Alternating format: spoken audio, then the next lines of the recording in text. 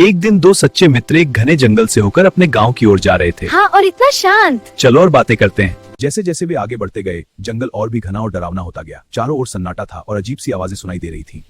तभी अचानक झाड़ियों के पीछे से एक बड़ा भालू निकल आया। भालू को देखकर दोनों मित्र घबरा गए।